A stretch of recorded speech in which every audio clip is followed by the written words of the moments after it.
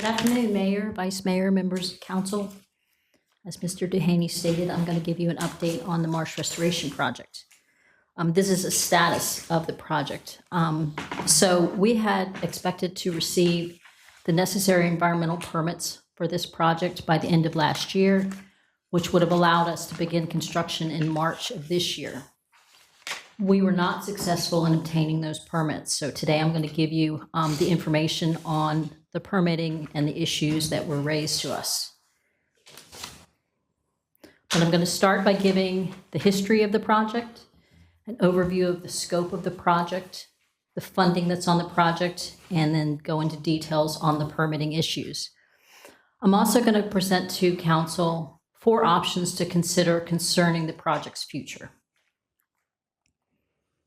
Beginning with the project history. As part of our sea level rise adaptation strategy, we had an historical analysis done that revealed to us over the past century, over 2,000 acres of marshland have transformed into open water due to wave action and rising water levels. The yellow line you see on the map is the historical shoreline from 1869. So you can see all of the marsh islands that have disappeared in Back Bay. Those marsh islands played a strategic role in holding back water that gets pushed up from the south. The loss of the marsh islands has also resulted in the loss of 70% of aquatic vegetation habitat, which is what feeds the fish. So it also has resulted in the loss of the top waterfowl and resting grounds for the largemouth bass fisheries. This is an aerial photo, a drone photo that we took in November 2021, showing the project area of Bonnie Cove. You can see the open expanse of water and the fragmented marsh islands in the project area. The Southern Rivers watershed contains the most low-lying land in the entire city. The areas you see in blue in the map on the left are areas where the elevation of the land is less than 3 feet. During periods of sustained southerly winds, water gets pushed up from the Albemarle-Pamlico Sound up into Back Bay, which causes flooding of homes, businesses, and critical roads. We call this wind tide flooding, and it often occurs on sunny days, as you can see in the picture on the right, which is a picture of Muddy Creek Road last July. During 2020, we held a series of stakeholder meetings with members of the community of the Southern Rivers Watershed community to talk about things the city could do to help with the wind-driven flooding in Back Bay. Following those meetings, our consultant, Dewberry, drafted this feasibility assessment of alternatives for flood risk reduction in Back Bay, looking at alternatives that were suggested by those stakeholders during those meetings. As part of the analysis, they developed a purpose and need. The project needed to provide a near-term, cost-effective means to reduce wind-driven flooding in Back Bay. So the assessment took the alternatives and screened them out based on that purpose and need. The first alternative was an artificial inlet. It was screened out because it was deemed that it was unlikely to obtain permits for that project. They also screened out the inverted siphon and the pump facility, as it didn't meet the purpose and need because it was very expensive to construct. And the last project, the Marsh Restoration project, was the project selected for further evaluation as it met the purpose and need. So now I'm going to give you an overview of the Marsh Restoration project. The site is located in the Southern Rivers watershed in the northern Back Bay within the Back Bay Northern National Wildlife Refuge proclamation boundary. The site was chosen because this area has experienced the greatest loss of marsh habitat in Back Bay. It's also strategically located in the middle of Back Bay, so that offers the best opportunity to slow the water down when those southerly winds blow water up from North Carolina. Zooming into the project site, the project is located within Bonnie Cove. You can see in the dark blue areas, all the areas where the marsh islands have eroded into open water. And then within the project area itself, within Bonnie Cove, the hatched areas are all the areas where there was marsh islands. Approximately 260 acres of marsh islands have been lost just within Bonnie Cove. This project will create 41 individual marsh terraces. It will establish 14 acres of upland habitat, which includes woody plants and trees like wax myrtles and bald cypress trees. It will establish approximately 13 acres of marsh habitat, which includes non-woody plants, and then approximately 16 acres of submerged terrace habitat. The project will plant over 130,000 native plants and restore approximately 310 acres of submerged aquatic vegetation habitat between the terraces. And this is important because submerged aquatic vegetation does not like open water. So by planting any vegetation between the terraces, it is better protected from those wind tides. This is the project schedule, assuming that we had obtained the environmental permits at the end of last year. We had expected to begin construction in March and be complete by mid-2027 when we would start a 10-year post-construction monitoring. There are time-of-year restrictions in the Back Bay National Wildlife Foundation proclamation boundary. They go from October 1st to January 31st, so this project construction does need to be staged. The project was featured in the state's Coastal Resilience Master Plan in December 2021 as an example of a nature-based project. This project is the first of its kind in Virginia and on the East Coast.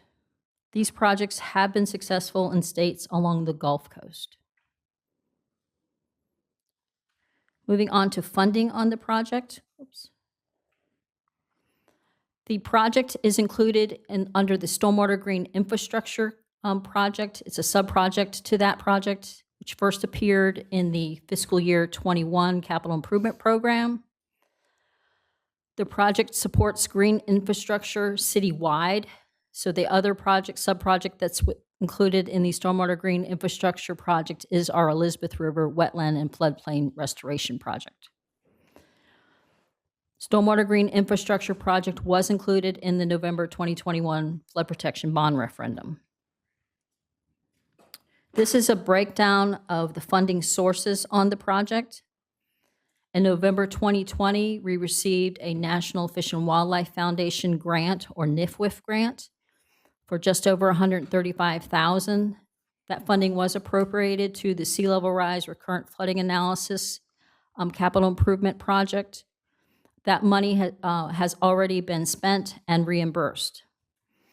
In November 2022, we received another NIFWIF grant for $9.9 million. And in March 2024, we received $5 million from the state's Community Flood Preparedness Fund.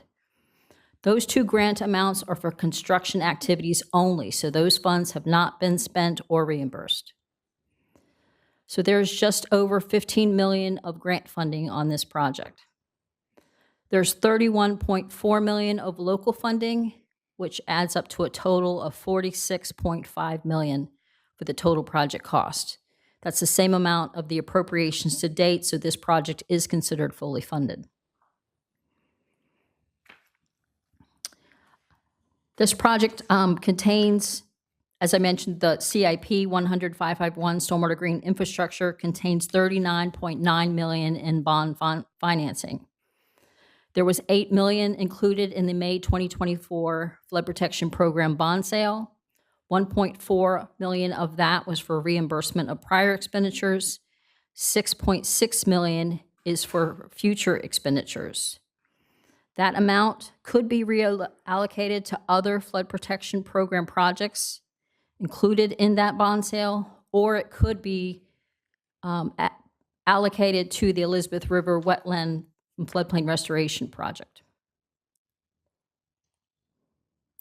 Now moving on to the environmental permitting. This is a timeline that shows some of the activities that have occurred since we submitted the application, the permit application in August 2023. It's not an all-inclusive timeline. It's just meant to demonstrate that the city has been working continuously with the agencies to permit this project.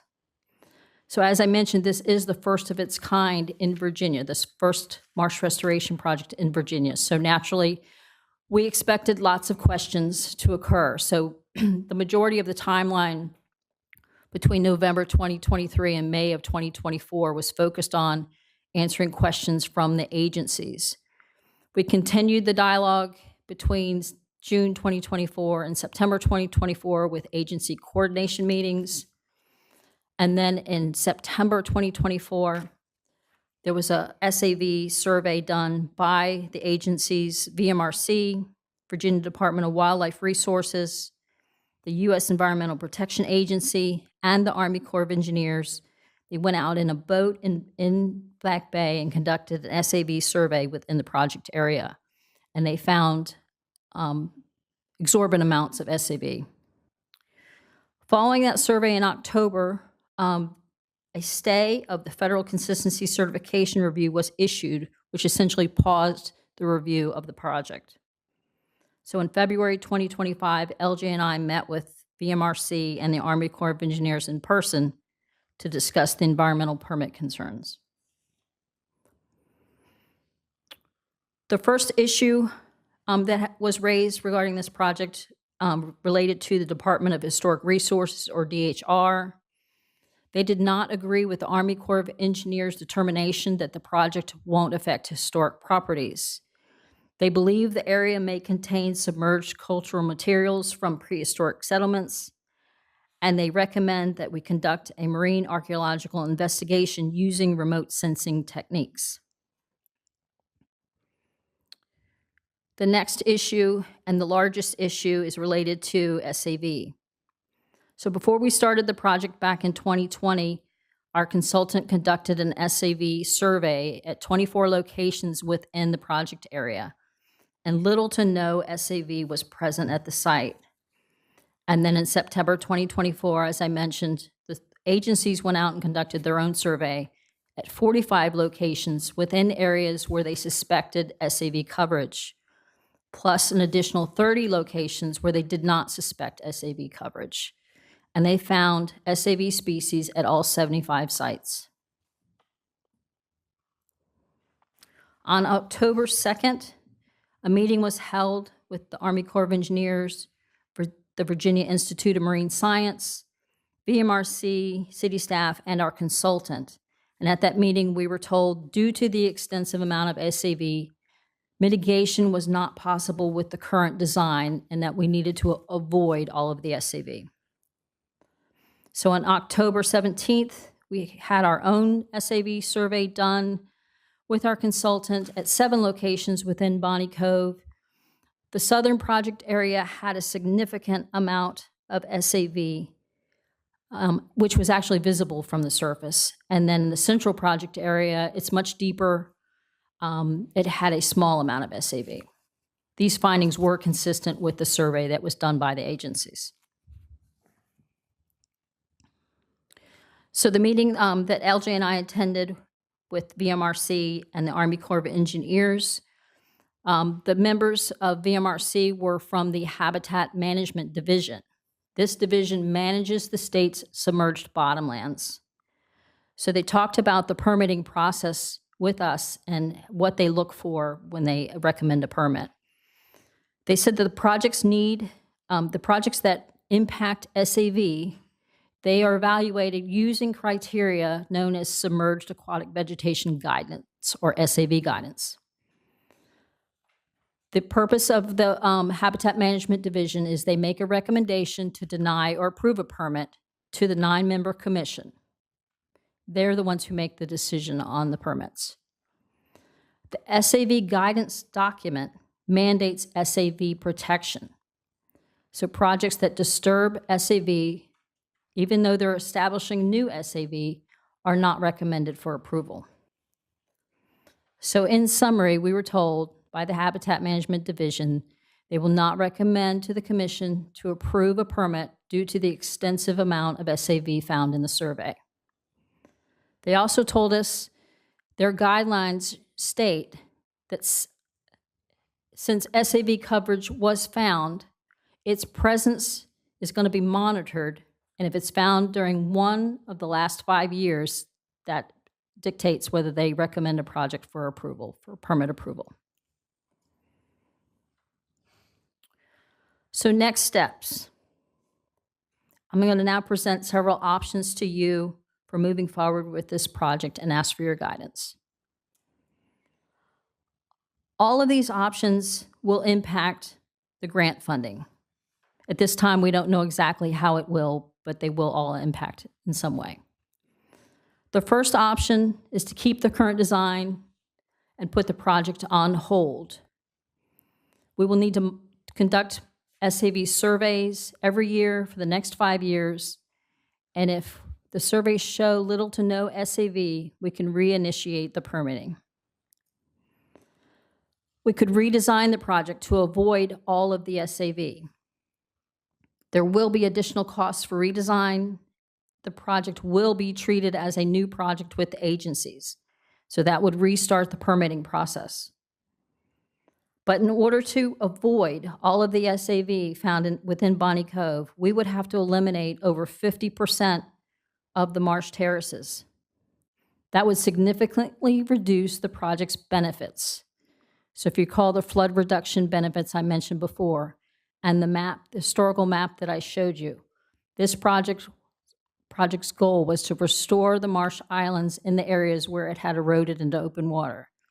So without the marsh islands in those areas, the flood mitigation benefits greatly reduce. It doesn't matter how many terraces we build, we still need to build the construction staging area. So the costs related to the construction staging area will remain unchanged. The third option is to delay the project until after the next General Assembly legislative session and try to secure a special carve-out in next year's General Assembly legislative package. And the final option is to cancel the project and return the grants. Staff's recommendation is number 3, to delay the project until after the next General Assembly legislative session.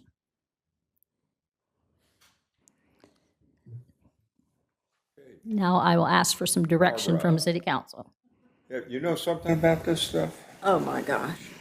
You know, it is just so frustrating. You know, in the last presentation, you just saw hundreds of millions of dollars being spent to cure flooding and so forth, and okay.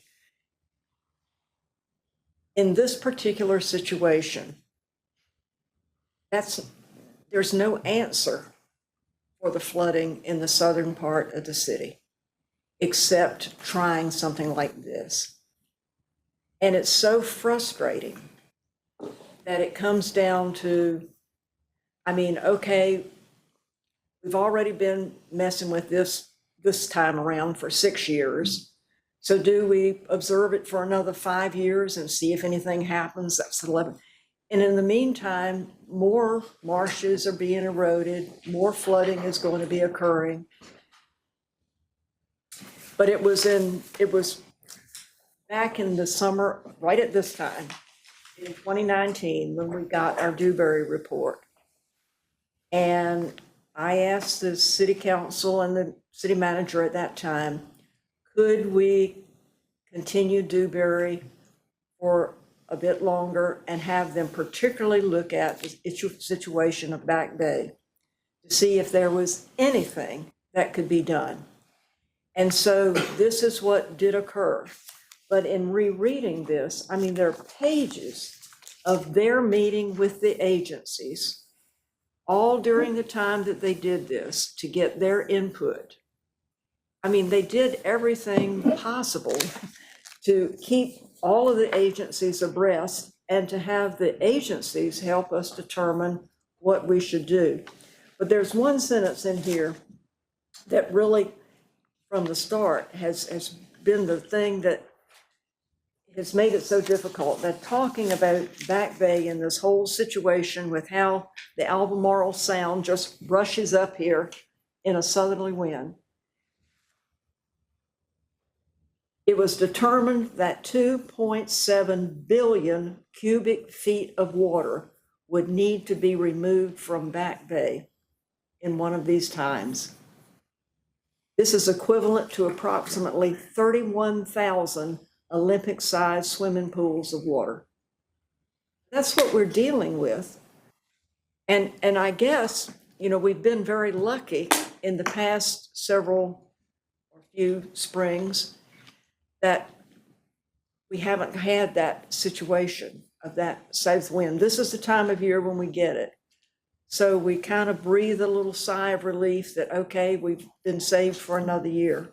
But it was an Easter Sunday 3 or 4 years ago when I just remember you could see the water coming up. It was after a situation that had a storm that went ashore in North Carolina, and it came up so fast you could see it. And I know in a field that we have that didn't normally flood, you could just see the water rising.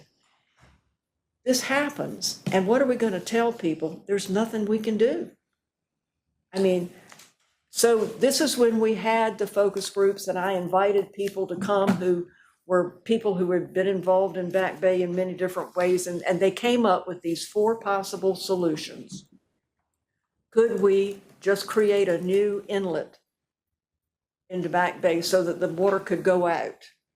Well, that's when we were flat told, don't even try it. You'll never get that permitted because it's going to change the situation of the salinity and so forth between Back Bay and the ocean. So then they said, well, could we put in a big pump and pump it out, or this inverted siphon? And they kind of said no to those because of the cost and other things that would occur.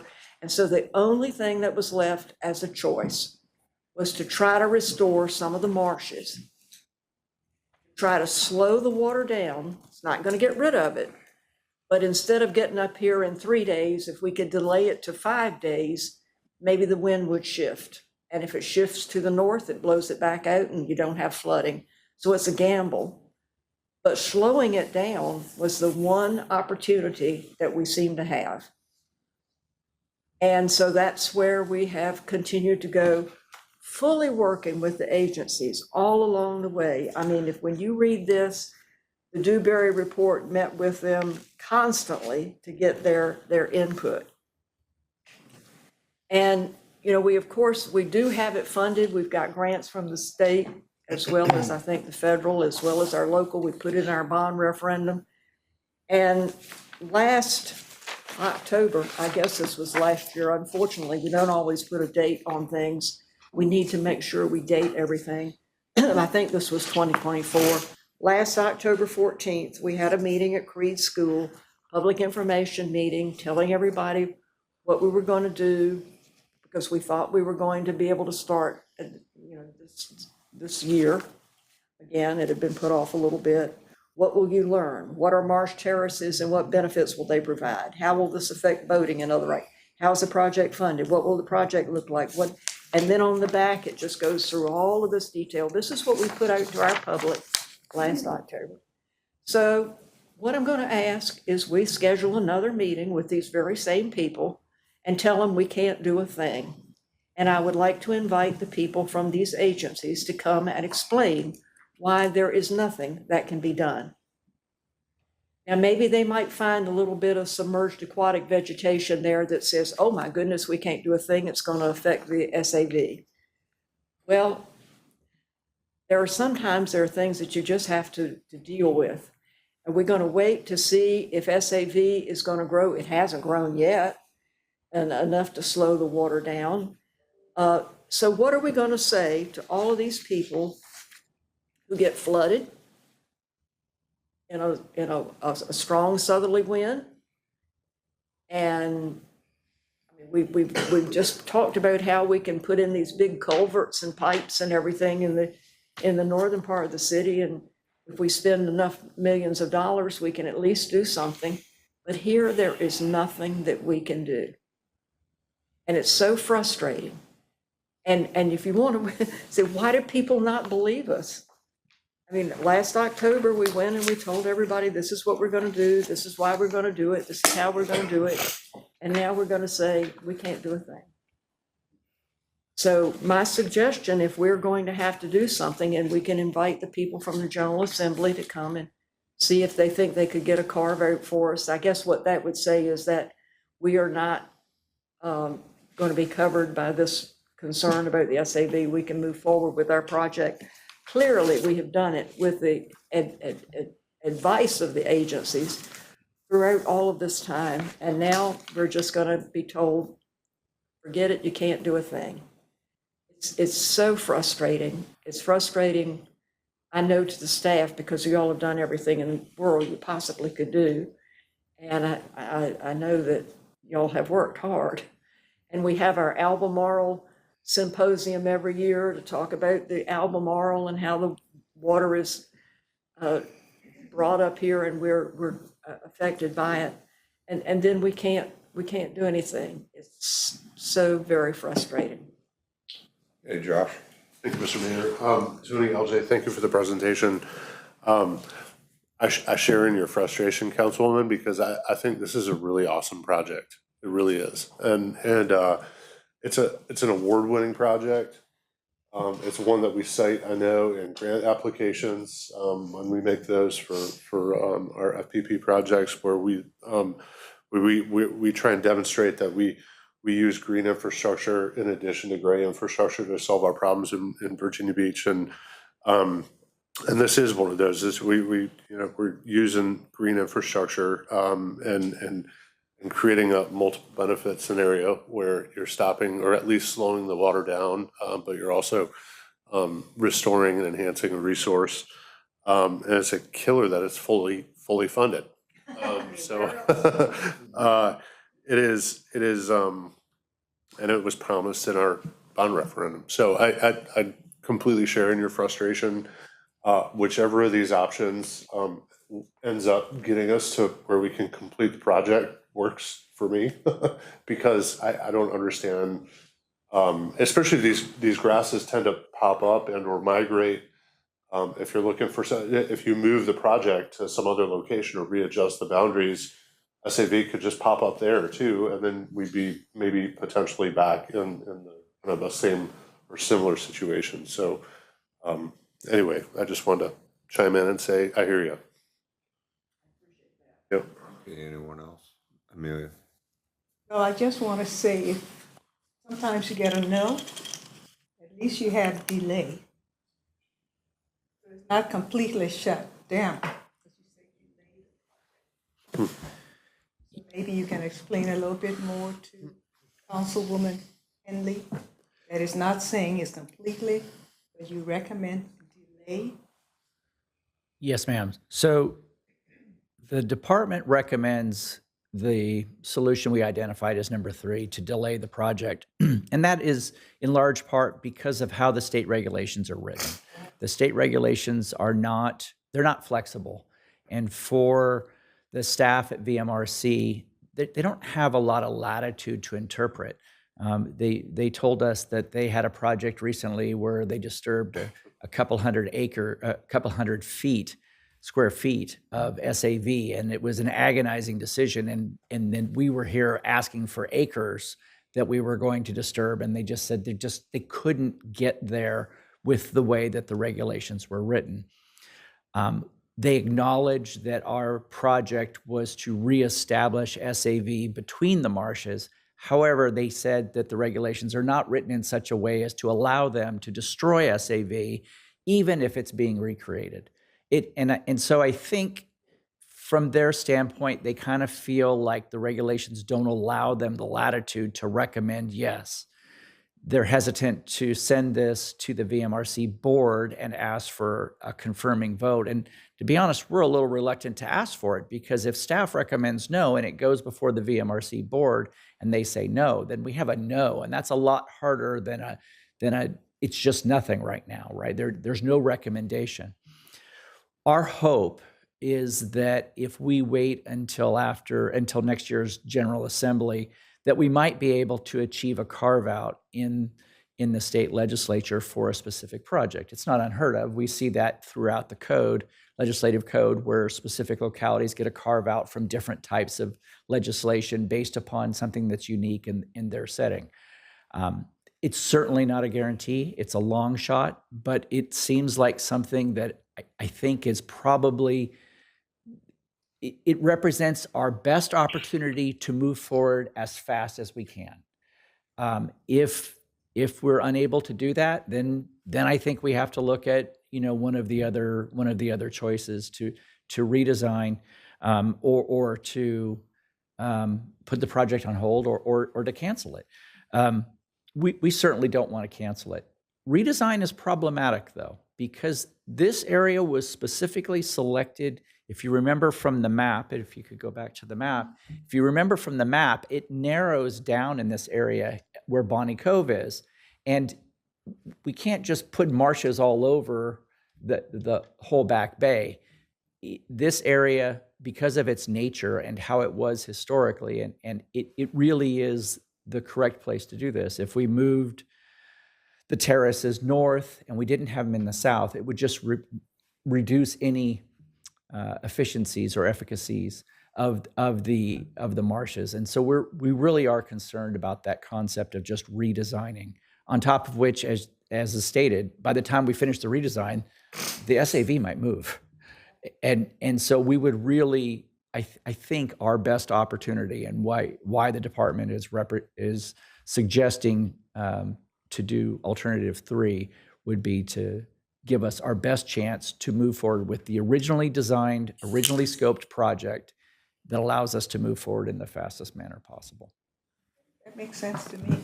Okay. Yeah, Barbara. Would we be able to schedule a meeting down in the county and give them your report just as you gave it to us, and explain to everybody? Because, we've been talking about this so much. I just remember a year or so ago, several months ago, when we had a lobbyist who is doing our federal lobbying for projects, and he mentioned in his comments that all over, he keeps hearing people watching us doing this program. And I remember making the comment, well, remember that, because we might need to know that. This project has been talked about all over from what I'm hearing. We've just heard everything positive about how everybody was looking at it, because it's something that is nature-based. It's one of those things that you try to look for in doing green infrastructure. And to be able to do it on the East Coast, where it's been done successfully down in the Gulf, we've been looked at as a pilot. And that's what this is a pilot project. And to have it now, I just can't go out and tell people we're not doing it. They really need to hear the explanation. Plus, I think we can ask our General Assembly people to come and hear it as well, and we'll go from there. But I would really like to do something to let everybody know, because people did support the Ron referendum in that area, I think, for the green infrastructure that they were going to get, and I think we owe it to them to give an explanation. Patrick. Mr. Mayor, what Mrs. Henley asked for, we can accommodate, obviously. So the direction from council is to move forward with option 3, which is delay, and then work for the next General Assembly package that brings something forward for the council to consider adopting, to direct our legislative affairs team to request a carve out. We can do that. Also incorporate Councilmember Henley's request that we meet with the constituencies in the district and give them an overview of where we are and why we're here. Let me just say, I think this is yet another example, not for the lack of effort on our part. We got it funded, we got a great idea. I'm not an expert in this at all, but it passes the reasonable person test. It makes sense, it's necessary.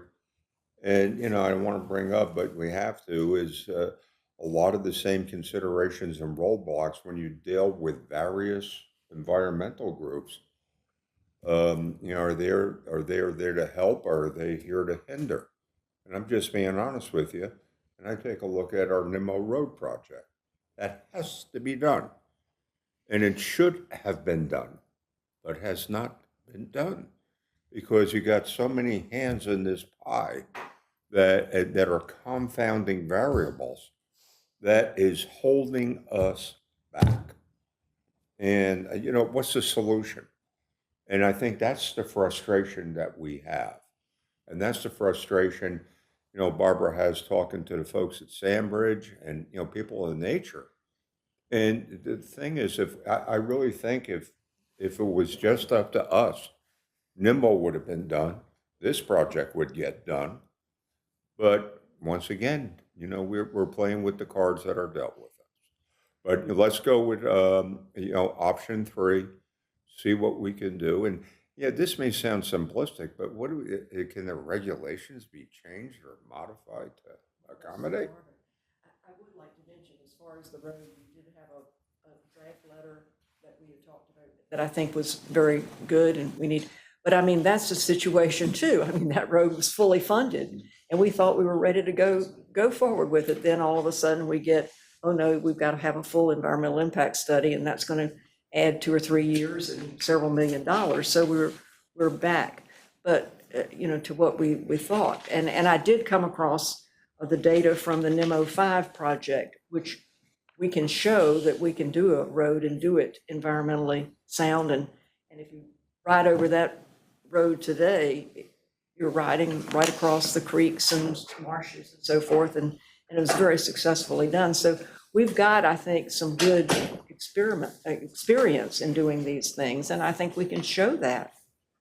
But this, when I think of the 2 projects, the NEMO 7B and then this one, both being fully funded and both of them at a standstill, it does get pretty exasperating. It is very frustrating, but once again, the only thing we can do are the things that we can.